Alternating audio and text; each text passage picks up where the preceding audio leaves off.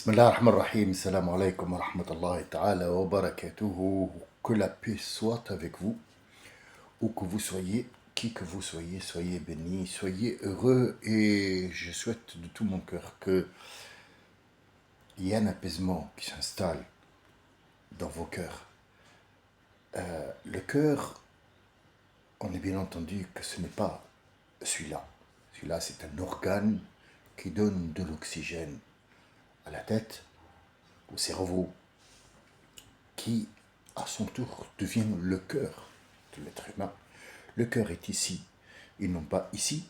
Le rein, les poumons, l'estomac, tout a un rôle à jouer dans ce corps, mais le cœur, qu'on appelle le cœur ici, cet organe qui pompe l'oxygène, qui fait tourner le sang dans le corps, n'est pas vraiment celui avec lequel on pense ou on aime. Nous avons des images qui sont projetées dans le cerveau et qui va fouiller dans ce qu'on appelle la barre mémoire de l'être humain. Et oui, l'ordinateur est créé à partir du visuel comme il a été pour les voitures, les mobylettes, les bicyclettes, tout ce qui est mécanique a été conçu par rapport à ce qu'on voit, comment l'être humain bouge dans les coudes, comment l'animal bouge devant nous, et on a été capable de reproduire ça avec la matière qu'on a devant nous. Donc j'espère que votre cerveau, qui est votre cœur, le cœur de l'être humain, soit paisible et surtout fonctionne bien. Le deuxième calife avait posé une question aux gens. Il a dit, qui connaît telle personne? Donc il y en a un dans la foule qui a dit, moi je le connais, je le connais. Donc il va lui poser 3 questions. Est-ce que tu as voyagé avec lui? Il a dit non. D'accord. Est-ce que tu as eu des échanges d'argent ou de choses qui ont de la valeur avec lui? Il a dit non. Est-ce que tu as habité avec lui au moins, ne serait-ce qu'un petit peu de temps? Il a dit non. Il lui a dit alors tu ne le connais pas. Tu connais peut-être son nom, son visage, mais lui tu ne le connais pas. Est-ce que nous connaissons vraiment? Je ne crois pas. Nous avons chacun un point de vue, une histoire à raconter à qui veut l'entendre. Mais est-ce que cette histoire est fondée sur quelque chose? Je ne crois pas que les gens se connaissent même entre frères et sœurs. La plupart des gens maintenant connaissent leurs frères et sœurs parce qu'ils se connaissaient avant quand ils étaient jeunes. Mais à un certain moment, le monde change et eux, ils doivent se soumettre à la loi du changement, qu'ils le veuillent ou non. Tous les promesses qu'on a fait quand on était jeune, tous les trucs qu'on a, les contacts qu'on a eus quand on était bébé, enfant, maternelle, école, lycée, tombent à un certain moment à l'eau. Et on se fie à un de ces quatre, on se voit, et puis dans une foule, on se voit à peine 10 secondes. Oh, comment tu vas? Ça va, je me suis marié, j'ai des enfants, j'ai travaillé, je suis devenu ou pas. Et ainsi, la vie va et s'en va sans qu'on ait le temps de se retourner pour voir ce qu'il y a. Ce que je dis là, je ne l'ai pas inventé. C'est ce qui se passe tout au long de cette vie pour toutes les personnes qui ont existé, qui soient dans ce continent ou dans un autre. Le souci, est-ce que nous avons compris quel est notre rôle dans cette société? Quel est notre rôle parmi les humains? C'est pas la peine de venir d'une religion pour dire « Ah, la vie, elle est comme ça ou pas ». La vie, elle est pleine de rebondissements. Elle est pleine, c'est la vie. C'est ce passage où il y a tout ce qu'il y a dedans. Et Allah nous dit « Al-mal wal banoun zinat al-hayat dunya ». Vous trouverez ce verset, numéro 140. Je ne voudrais pas me prononcer sur le numéro, parce que de temps en temps je me trompe, mais c'est dans Surat Al-Kahf, la grotte. Al-mal wal banoun. Alors, al-mal, ce n'est pas l'argent. Il faut comprendre ça. Celui qui écoute, il croit que al-mal, c'est l'argent, ou al-banoun, ce sont les enfants.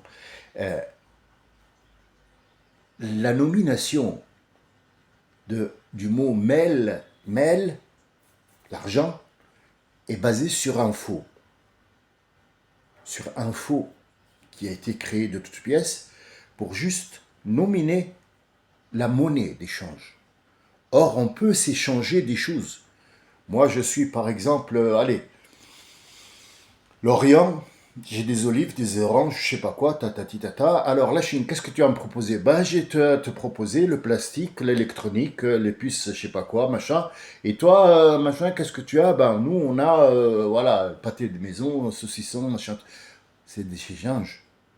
Il y a pas, ici, on a juste évoqué la valeur. La valeur de la quantité de café que je vais te donner. Qu'est-ce que tu as à me donner de l'huile d'olive? Est-ce que l'huile d'olive correspond à la valeur du café que tu dois m'échanger? Oui ou non? Donc on s'échange ça à travers des conteneurs, à travers l'air, la terre et l'eau. Et ça s'appelle le commerce mondial. Alors, le mot mel en arabe, qu'est-ce qu'il veut dire ici, en gros? Le mot mel ici, ça veut dire en arabe littéraire, mel al-shay'u, il a changé. Mel, voilà, à gauche, ou bien mela à droite. Mela, il était droit, et il a pris une autre tournure. Mel al-shay'u, il a pris une tournure. Alors ici, qu'est-ce qu'il veut dire si Dieu il nous dit al-mel, la tournure, ou al-banoun, c'est juste un décor pour la vie. Qu'est-ce que c'est que Mel? C'est quoi? Qu'est-ce qui a pris une tournure? C'est l'argent, c'est le mur, tout ce qui est construction et qui va servir à quelque chose. On va détourner le ciment, on va détourner le sable, on va détourner cette chaux et on va en faire un mur. Pourquoi? Ça va servir d'une école. Donc l'école, à la base, c'est une idée, c'est une institution où on va faire étudier des jeunes en leur donnant un savoir de cette société, ou un savoir mathématique, ou un savoir astral, ou je ne sais pas ce que vous voulez.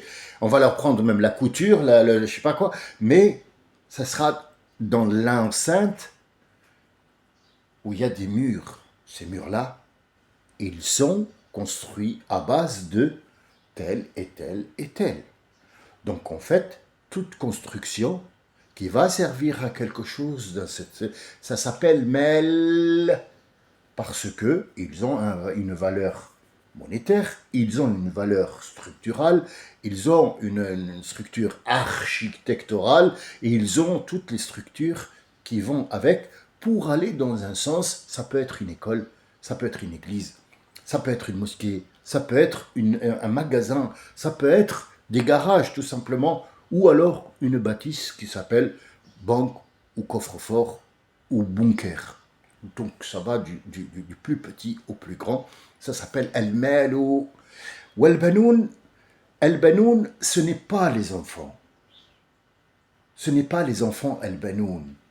Le mot banoun ici ne veut pas dire enfant, mais enfanter quelque chose, c'est par rapport à la femme qui enfante. Ça veut dire qu'elle met au monde un être humain comme elle, à qui elle va apprendre. Donc ici, enfanter ne veut pas dire forcément enfant. On peut enfanter une idée. On peut enfanter une organisation. On peut même infanter un État. Et oui, on peut du jour au lendemain construire un État. Avec quoi? Eh bien avec mes enfants. Ce que je vais enfanter, cet enfant va hériter de moi, de cette terre, de cette institution. Donc à l'origine, c'est comme un enfant, une idée. Une poule pond un œuf. Cet œuf, c'est pas un poussin. Du moins, pas encore. Ça peut servir d'un œuf pour moi comme étant un aliment. Et je peux le laisser à l'œuf, à la poule, qui va en faire, si elle était bien sûr fécondée par un coq, ça va être un poussin. Mais du moment que j'utilise pour autre chose, ça ne sera jamais un poussin. Donc c'est le même sens. Ici, mel ou albanoun, ça n'a pas le même sens. Vous voyez, on s'arrête, on prend le temps de regarder les choses, ce n'est pas ce qu'on a lu. Pardon, ce n'est pas ce qu'on a lu, mais ce qu'on a compris. C'est le premier mot de l'islam qui a été révélé, c'est lis, pas les lettres. Et il a bien insisté sur je ne sais pas lire, je ne sais pas lire, je ne sais pas lire. La réponse était lis, lis, lis. À chaque fois, arrête-toi, regarde ce que tu as dit et écoute ce que je t'ai demandé. Comprends ce que je te demande.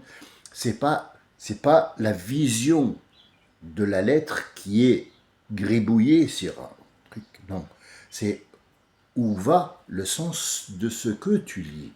C'est ça le problème. Et c'est pour ça que j'en ai perdu 50 hier d'un seul coup.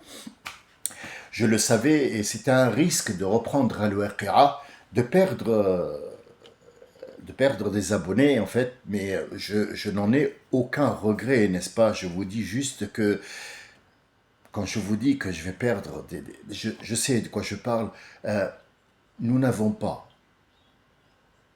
de cerveau ou de cervelle assez costaud pour accepter tout ça.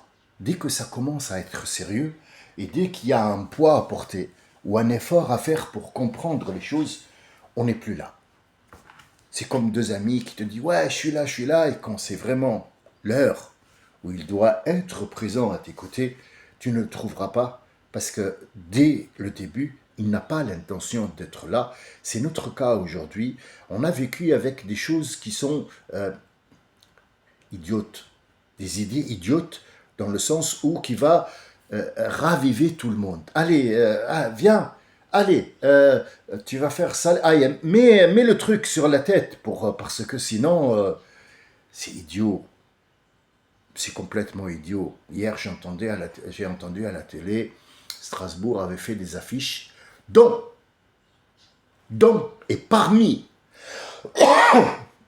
lesquelles, ces affiches, il y avait une femme qui portait un foulard ou un truc, un tissu. Ça fait polémique. Toute la France tremble. Pourquoi? Qu'est-ce qui se passe? Qu'est-ce qui se passe? Dis-moi, qu'est-ce qui se passe? Est-ce que c'est les tissus qui te fait peur ou la dame en elle-même? Ah non, non, non, si elle enlève ça, on voudrait bien une blonde qui représente la France. Mais la France, c'est pas des blonds. C'est pas des blonds. Pas du tout.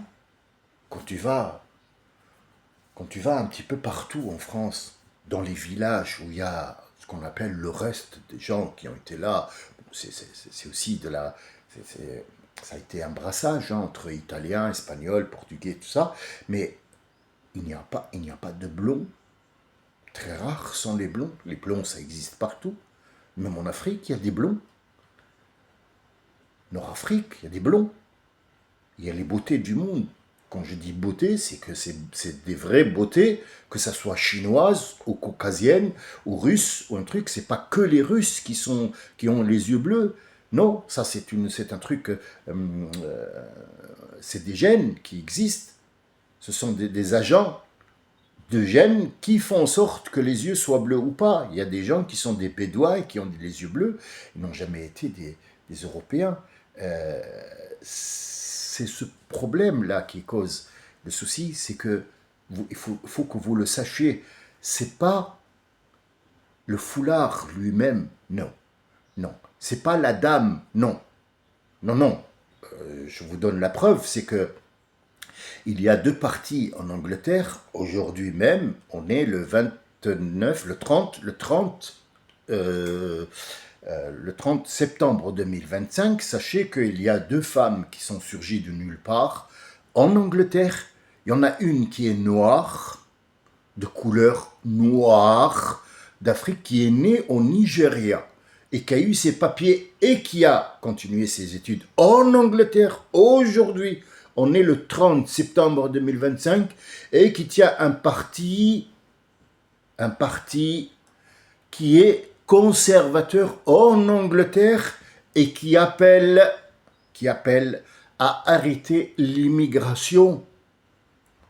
Et l'autre, qui a aussi un parti extrême droite, ce qu'on appelle nous en France ici, et pas là-bas, qui s'appelle plus jamais d'immigration, et on va attaquer cette islamiste. Comment elle s'appelle? Elle porte un nom musulman, ses parents sont musulmans, de confession musulmane, qui habitent en Angleterre, qui ont été immigrés en Angleterre, qui ont mis au monde cette merde-là, qui va faire en sorte de devenir une Anglaise. Et elle est brune foncée. Est-ce qu'on a un problème ici? Oui. Oui, nous avons un problème. Oui, nous l'avons. Quand j'entends un président du monde, celui qui guide ce monde-là, vouloir absolument tuer des gens, assassiner des gens, pour qu'on lui donne parce qu'il a pris tous les joujoux du monde, il lui reste plus que le titre de le prix Nobel de la paix, qu'il veut absolument, aux dépens des nations, aux dépens des droits de l'homme, aux dépens de Gaza, aux dépens des gens, aux dépens de la France. Il fait ce qu'il veut parce qu'il veut son jouet. On est considéré comme non existant devant ces 4 enfants qui dirigent le monde. Ce sont des enfants, des grands enfants, des vieux enfants qui veulent son jouet. El-Mel ou El-Benoun, Zinatul Hayat Dunya. Ce n'est que décoration. Ce n'est que décoration. Un guide suprême des États dans le monde prend le micro et parle au monde, il dit « les pays me lèchent le cul ».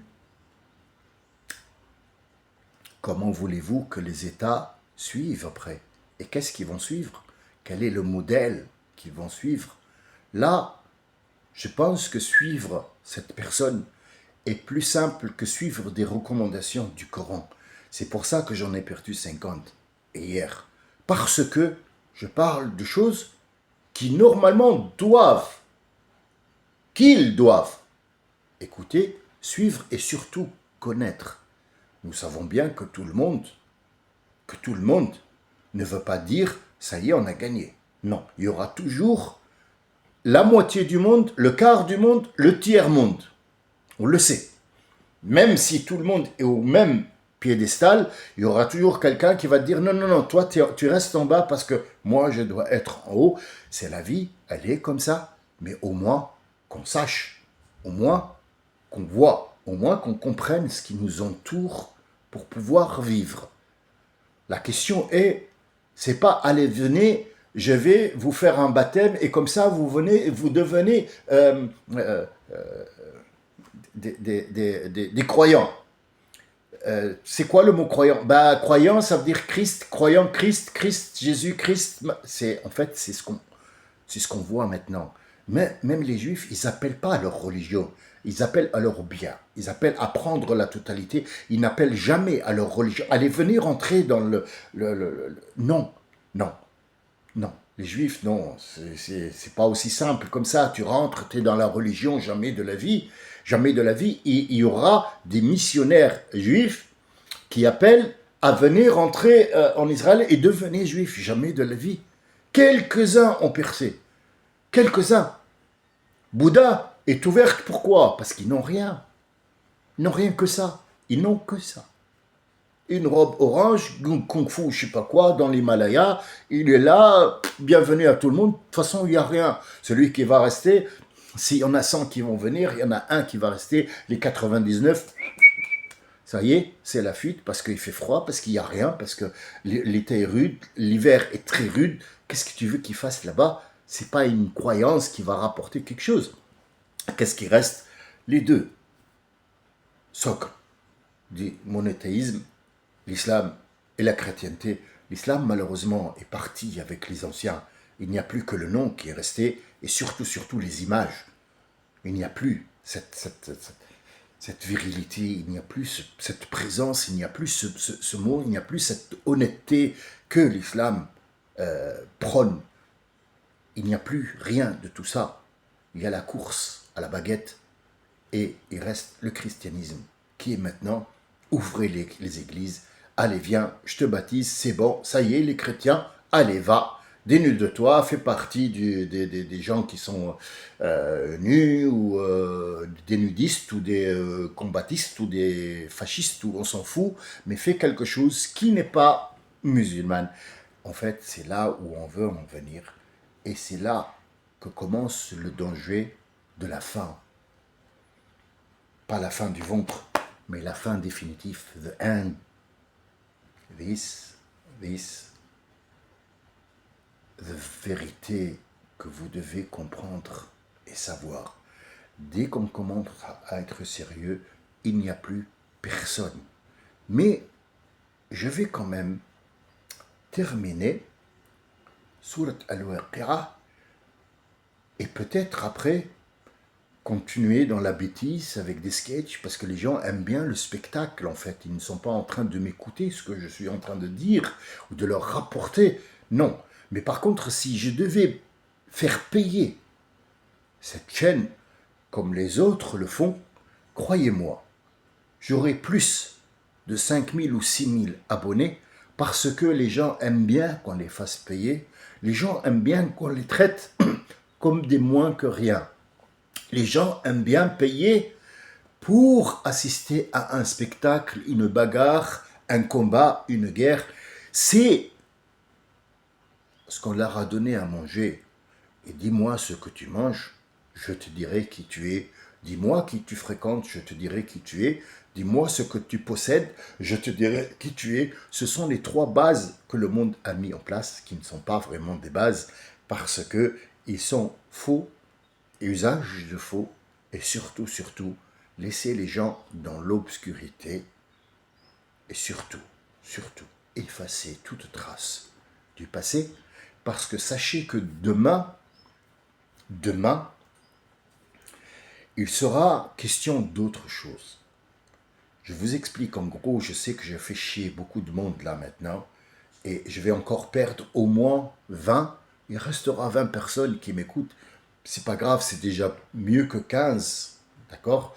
Donc en fait, ces gens-là, qu'est-ce qu'ils font? C'est simple.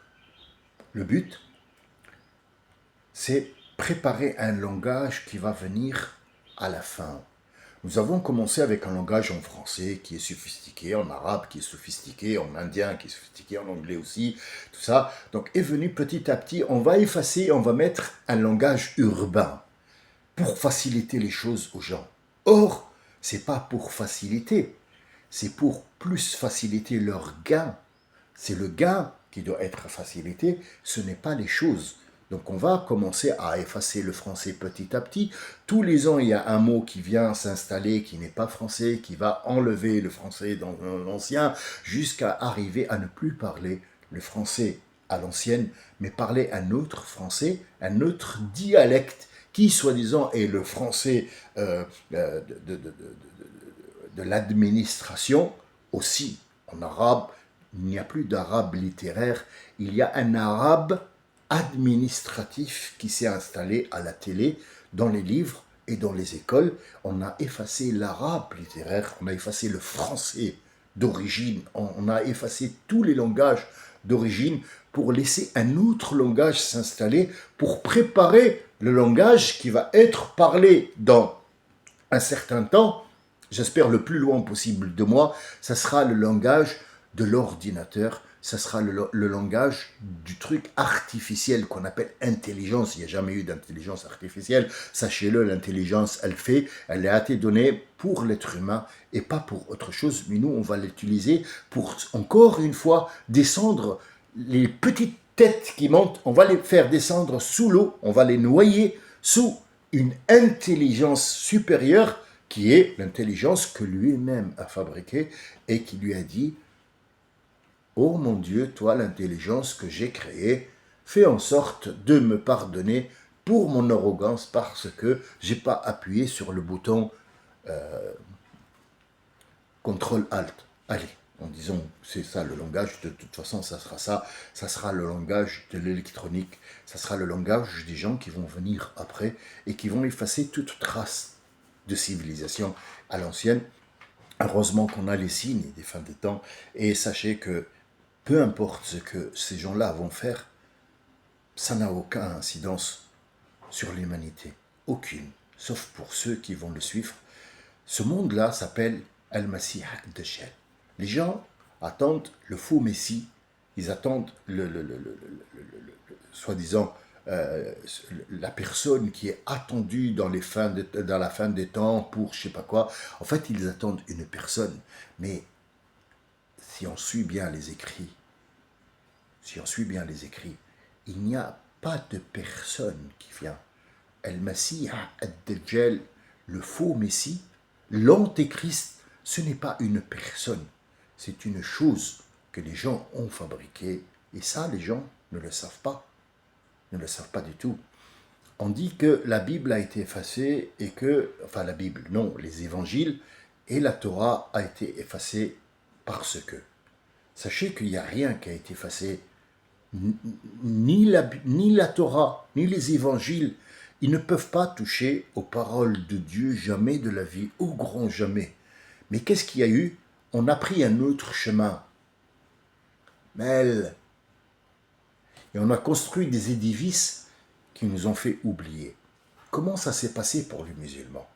On a commencé à insister sur le fait qu'une mosquée, c'est 4 murs et un plafond pour faire la prière, pour que les problèmes de l'extérieur restent à l'extérieur, pour venir se recueillir, enlever le stress et repartir avec une autre énergie.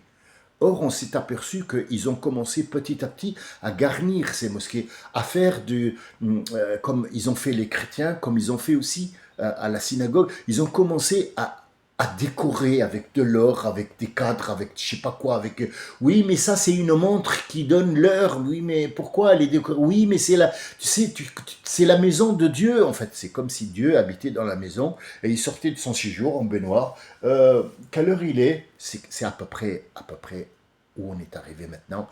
Une mosquée doit être garnie, doit être bien, avec des chaises, avec des tables. Donc en fait, ils sont en train d'essayer d'essuyer tout ce monde-là avec le nom que porte cette modernité, Al-Mal ou Al-Banoun, qui porte le nom de l'Antéchrist, Al-Masih ad-Dajjal. Sachez qu'il n'y a pas de Mahdi. Ça veut rien dire, le mot Mahdi ne veut rien dire du tout. C'est un mot qui a été créé par les Ottomans à l'époque pour leur faire une croyance dans laquelle ils vont se projeter. Al-Mal, on va les détourner pour leur donner un faux espoir qui n'existe pas, et de toute façon, ils vont s'entretuer, et c'est ce qui arrive aujourd'hui. Il n'y a pas de Mahdi. Al-Mahdi, c'est celui qui est dirigé dans le bon sens. Il n'y a personne qui va venir et qui porte le nom de Mohamed et qui va faire en sorte que... Non, ça n'existe pas. Mais Al-Mahdi, c'est un truc qui a été déformé de son socle pour que vous partiez loin. C'est pour ça que dès que je me mets à parler correctement, dès que je me mets à faire des phrases qui sont dignes de ce Coran, je perds au moins 70 personnes qui étaient là pour le spectacle. En tant que spectateur, ah tiens, il va sortir une blague, ah il va nous faire rire. On est passé du stade d'être humain à stade de singe, malheureusement. C'est ce qu'on est en train de faire, des singeries. Et ces singeries-là rapportent énormément. Moi, quand je me mets à regarder Jean-Marie Bigard, et les Simone, je sais pas quoi, l'autre qui braille, ah, Samhoun, je sais pas comment, ça me... J'ai la chair de poule. Et je pense que je deviens comme une poule. Ça me chagrine.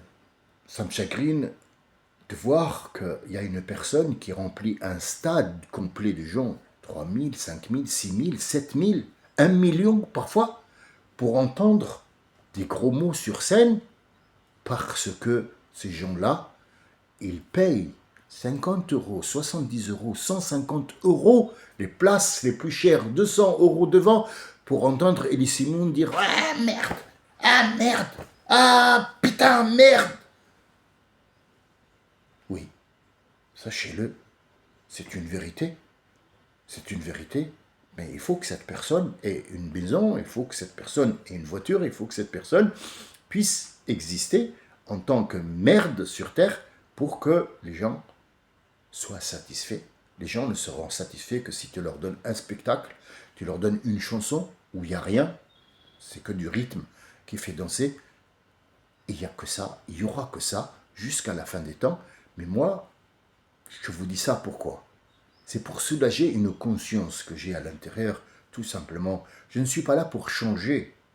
Je ne suis personne d'ailleurs. Qui suis-je pour vouloir changer un monde? Peut-être que je le veux à l'intérieur de moi et j'ai le droit. C'est un droit acquis, c'est un droit que je possède, mais est-ce que je vais l'utiliser ce droit? Je ne crois pas parce que ça ne servira à rien du tout. Et le Rasoul nous dit, alayhi salam, celui qui voit quelque chose qui est tordu dans cette vie-là, qu'il essaye de la réparer. Avec la main, s'il peut, et la main englobe tout. L'arme, l'autorité, tout ce qu'il y a comme étant pouvoir de faire. S'il ne peut pas, il l'a fait avec la langue, ça veut dire il parle, il dit ça c'est pas bien, ça c'est pas bien, ça il faut arrêter de faire ça et ça et ça. Pas forcément islam ou judaïsme ou catéchisme, non, ça peut être quelqu'un qui est en train de démolir une rue ou casser des lampadaires. On a des lampadaires dans la rue pour qu'on puisse s'éclairer la nuit, pour qu'on puisse rentrer, peut-être qu'on travaille, peut-être que pour qu'il n'y ait pas des bandits, des animaux, dans le noir, on tombe, on se fait mal, il y a une voiture qui vous percute, vous ne savez rien. Donc pourquoi, monsieur, vient brûler cette voiture ou casser ce lampadaire? Tout simplement, vous voyez, il n'y a pas d'islam là-dedans. Pourquoi tu me casses ma voiture, mon ami? Ah je suis remonté contre Macron. Oui, mais Macron n'habite pas ici, il habite à Paris. Ici, c'est Marseille, mon ami. Je pense que tu t'es trompé de continent complètement. C'est pas que de ruelle, c'est de continent. Pourquoi tu me brûles ma voiture à moi? Moi, je m'appelle Patrick Sébastien. Pourquoi tu me brûles ma voiture? Je ne m'appelle pas Emmanuel Macron. Tu vas voir Emmanuel Macron, tu lui brûles sa voiture, c'est un problème avec lui. Ou tu vas au gouvernement. Le gouvernement, il est où? Il est où? Il est peut-être à Rungis, j'en sais rien moi. Va voir sur Rungis, pourquoi tu viens à Marseille au panier dans une ruelle morte et tu me brûles ma voiture à moi? C'est ça le problème. Et celui qui ne peut pas avec la langue, le fait avec les invocations. Et ça, c'est ce qu'il y a de plus bas dans la croyance. Ce sont des paroles d'un prophète qui a réussi à réunir le monde, peu importe sa diversité. Malheureusement, on n'a pas fait le nécessaire. Je vous remercie de votre écoute. Je reprendrai, Inch'Allah, cet après-midi, à l'Ouerqia, le finish de l'Ouerqia, qui est très très joli, qui est très beau, pour savoir, quelque part, j'aurai au moins, dans les 114 sourates, apporté une sourate complète en lecture simple. Et c'est à vous après de reprendre. Ça sera le même style dans toutes les sourates, les 114 qui existent dans ce Coran. Ne croyez pas que ce Coran-là n'a pas été révélé avant. Non, ça c'est un complément de ce qui a été révélé dans ce qu'on appelle, nous, l'Évangile et la Torah, qui a été dévié, mis de côté pour construire une autre divinité qui s'appelle Bible.